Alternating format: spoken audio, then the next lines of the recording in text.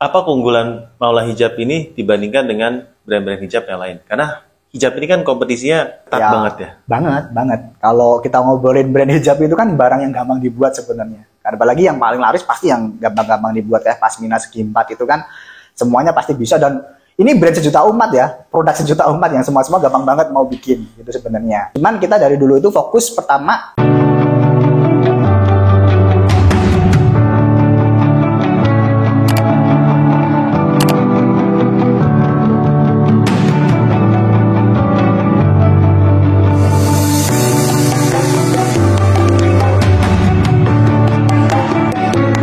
Halo Botakers, kembali lagi bersama saya Om Botak di channel Cerita Om Botak. Dan kita hari ini kita yang gerebek seller. Kita gerebek seller Om Burhan di Maula Hijab. Halo. Ya. Halo Om Botak, selamat datang loh. Selamat datang dulu kan, menyapa tamu. Thank you. Kali ini edisi spesial ya Botakers, karena kita ada bukan cuma saya yang menanyanya, kita ada top seller lain yang ikut kita dalam acara hari ini ya. Kita kebetulan besok ada Nobar Lazada di mana Om Burhan adalah speakernya ya, salah satu speakernya. Jadi buat teman-teman yang belum join membership ya, jangan lupa buat join supaya dapetin konten-konten dari Nobar kita besok ya. Membership intermediate bisa dapetin semua video-video, dan juga ada video Lazada, ada video Topet, ada video Shopee. Lebih dari 100 video sudah kita upload di sana. Jadi jangan sampai nggak jadi Botakers. Oke. Rugi banget ya. Rugi banget. Yes. Nah, Om. Ya.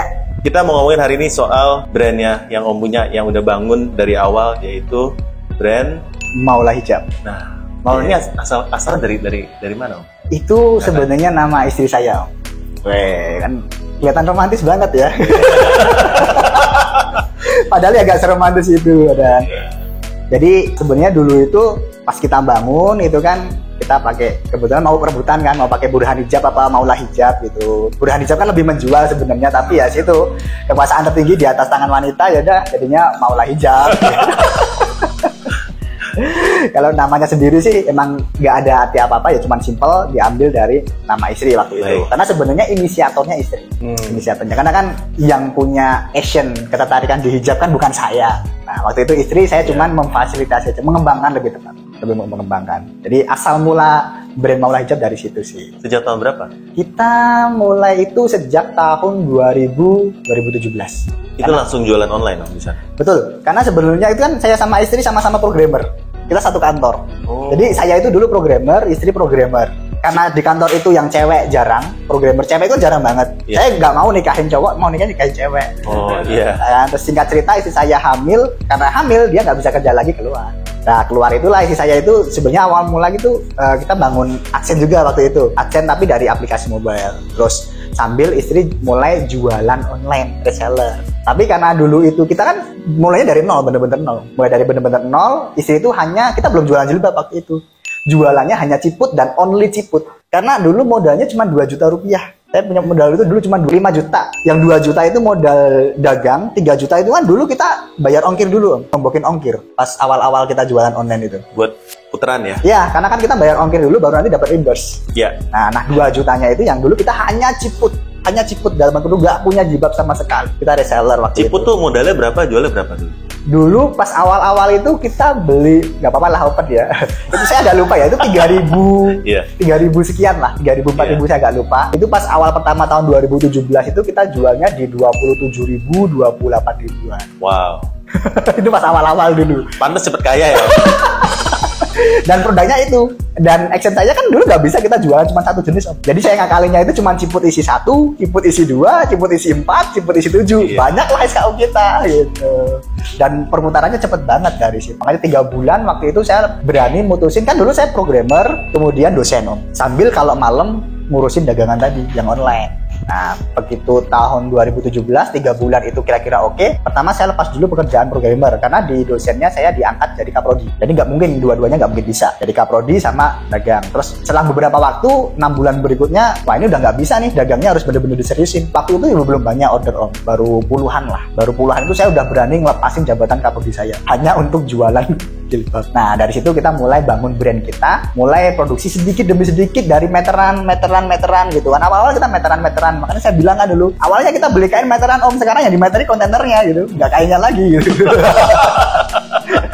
Jadi meterin kontainernya nggak. Jadi tadinya belinya 10 meter. Iya 10 meter. Istri sekarang saya menjadi berapa kontainer? Wah kita biasanya 1 bulan itu butuh sekitar 1-2an kontainer. 1-2an kontainer. Karena kan kita main 4 jenis kain kalau sekarang. 4 jenis kain itu ya rata-rata lah di dalam ya. Rata-rata dari produksi kita gitu. Dan tadinya dari puluhan orderan waktu memutuskan buat resign. Yes. Sekarang jadi berapa orderan?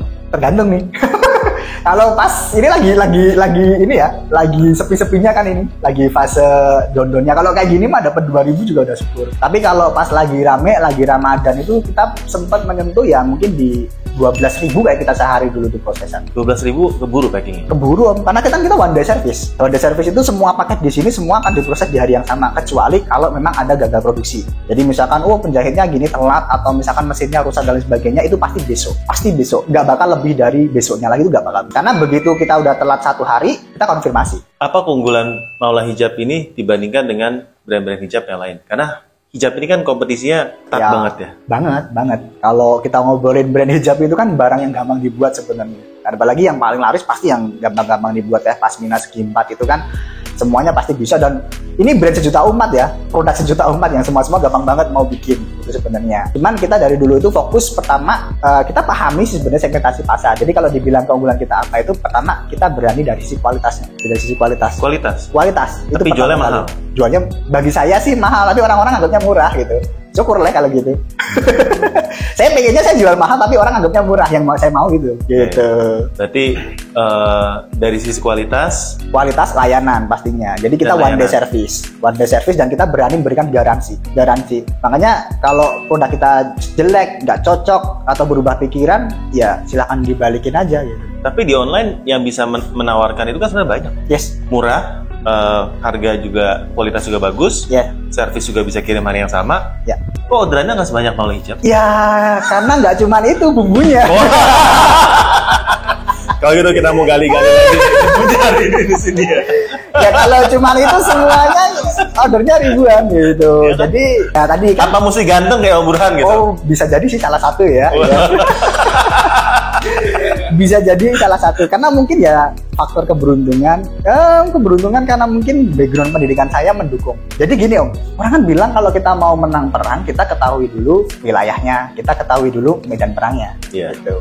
Dan saya basicnya orang IT. Kalian jualan di ranah rumah saya gitu. Waduh. Ya kan? Orang dulu kan saya programmer, kerjaan saya ya bikin aplikasi yang kayak dipakai-pakai orang itu. Jadi mau bikinnya kayak apa, alur datanya kayak apa, database kayak apa, ya biasa menggeluti hal itu. Jadi selain dari sisi produknya kita mendukung, dari sisi sistem kita mendukung, dari sisi ketamfanan tadi juga mendukung gitu kan. Nah, jadi lengkap banget 3 pilarnya udah. Jadi teman-teman, model sukses itu ada 3 ya. Tadi IT, kedua produk, tampan. Tidak punya salah satu susah. Ya sabar sebenarnya. Jadi sebenarnya lebih ke pemahaman algoritma sama sistem sih. Makanya kan kebetulan besok ada nobar di Jogja itu kan. Nah nanti beberapa hal yang saya buka-bukaan di sana. Kalau di sini nggak usah terlalu banget ya. Umumnya aja. Umumnya aja. Jangan kalau ini kan lebih expose kan. Iya. Jadi teman-teman makanya harus join member ya. Karena kalau misalnya besok ketinggalan itu video-videonya masih bisa teman-teman. Tapi kenapa nggak saya buka semuanya? Soalnya kalau dibuka semuanya, yang namanya algoritma yang unik dan ini nanti udah nggak jadi keunggulan lagi. Iya. Karena semuanya udah sama dan ketika semua udah melakukan yang sama. Betul. Kita nggak bisa itu kan kalau mau buka dapur ya jangan banyak orang. Kalau buka dapur ya sedikit-sedikit aja. Iya. Buka dapur. Kalau buka dapur ke semua orang nanti sayanya nggak makan dong besok. Simpenannya udah banyak Om. Tapi dari 4 ini ya, kalau Om mau bisa meramal masa depan sebagai dari dulu IT programmer, sebagai yang buat ini dan melihat dari sikon dari behavior dari orang Indonesia sekarang, kalau cuma boleh pilih satu aja sekarang, berat marketplace mana yang Om pegang, tempat lainnya nggak jualan? Aduh berat ini.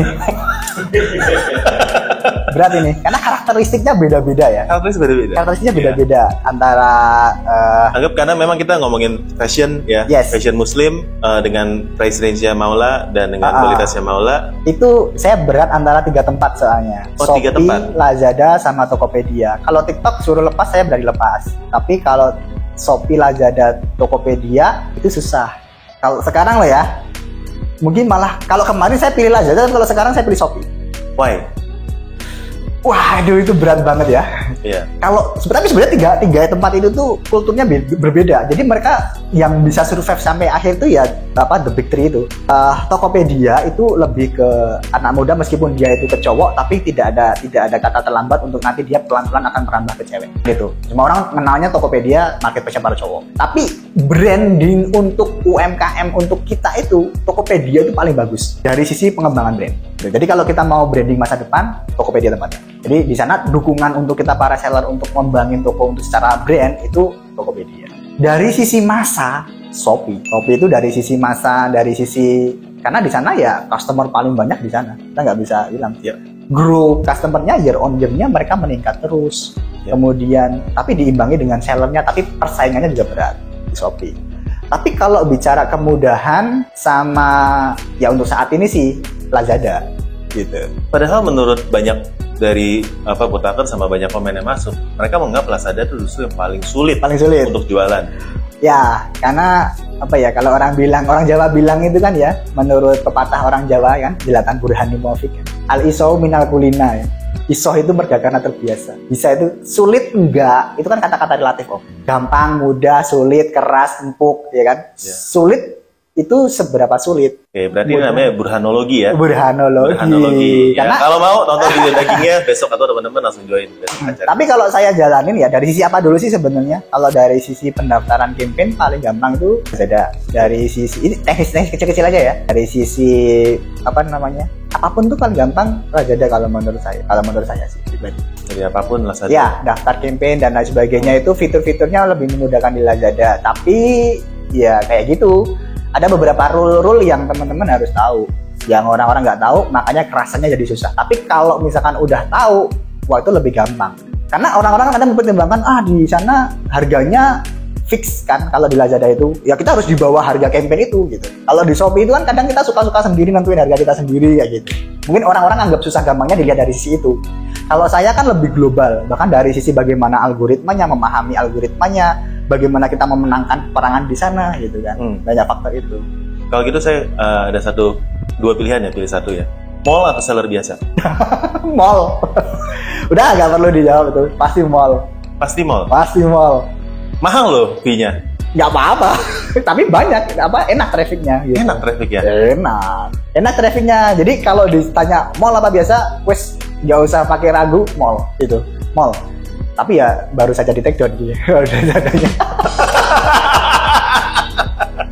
Baru aja diusir saya. Cuman makin berat.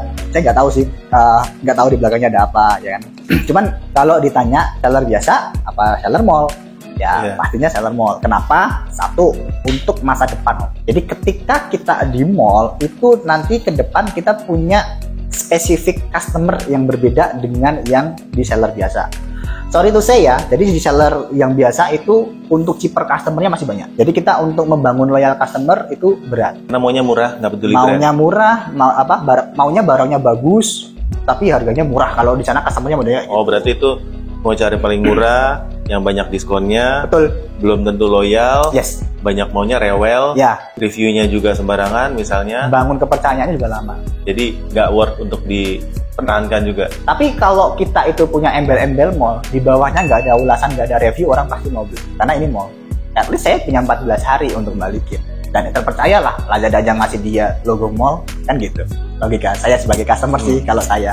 Tapi kalau orang lain nggak tahu. Tapi kalau customer saya kayaknya sih mereka lebih pilih yang ada embel-embelnya kayak gitu. Kalau Tokopedia ya pasti yang official atau yang Merchant Pro atau Power Merchant, apa itu istilahnya? Merchant Pro ya? Power Merchant Pro official store. Ya, Power Merchant Pro sama official store. Biasa, ya. Di Shopee pun juga kayak gitu. Kalau nggak mall ya yang Star Plus. Star aja sekarang udah nanti dulu kan. Kalau ada yang Star Plus beda. Nah ini Om, sekarang gini aja logika. Kalau kita ini logika dari IT atau dari sisi customer? Dari sisi customer aja. Misalkan saya mall deh, fee-nya itu kan kita cuma nambah 5%.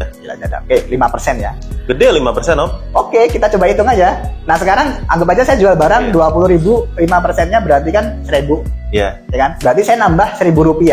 Sekarang saya jual 25.000 dengan saya mall, dengan seller biasa jual 20.000. Ada orang yang mau pilih 25.000 tapi dia mall, lebih kepercaya. Kalau harga 1 juta, 5%-nya kan 50.000. Nggak masalah. 1 juta. Lah untungnya dia berapa? 20.000. Nah saingannya jualnya berapa?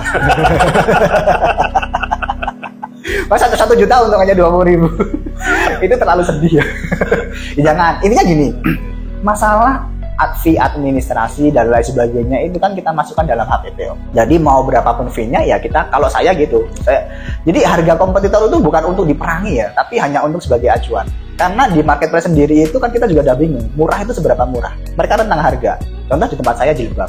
Mau cari produk ya, mau jilbab yang kelasnya 8 ribuan, belasan, 20 ribuan, sampai di atas 50 ribuan itu ada. Jadi orang nggak tahu. Ya kan? Nah kita yang membuat harga itu wajar di mana? Harga wajar saya berapa? Ya tergantung HPP saya berapa, saya mau ambil margin berapa, nah itulah jadi harga saya. Dan nanti sistemnya Lazada, ini buka sistem ya, dikit aja ya, bentar deh, spill dikit. Jadi di sana itu udah ada algoritma yang namanya rentang harga seller. Ya, jadi kalau customer yang cocok dengan rentang harga sekian, dia baru dikasihkan sekian. Kalau ada customer yang cocok dengan rentang harga sekian, dia baru dikasihin seller yang rentang harganya sekian. Gitu Om. Jadi jangan berpikir harus lebih murah. Oh enggak, orang customer banyak yang lebih takut karena dia murah banget. Oke, nah sekarang kita akan masuk ke segmen berikut, yaitu kita akan